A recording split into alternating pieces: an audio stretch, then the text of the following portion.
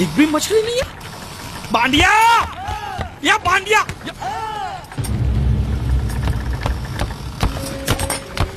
बांडिया। हाँ। ये जलपरी है? नहीं, जलपरी नहीं, ये तो जलपरा है। हाँ। ये तो लाश है। लाश है? हाँ? कौन बोलता है लाश है? ये लाश है। अरे इसका मुंह खोली देखो, सांस चली सांस ऐसे। सांस चली? हाँ।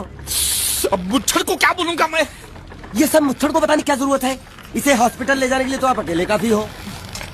बराबर फंसाया है तूने मुझे। अब जैसे जाल फेंका तो पहले ये फंसा, तो जिंदा था तो मछली छोड़ के इसको ले आया।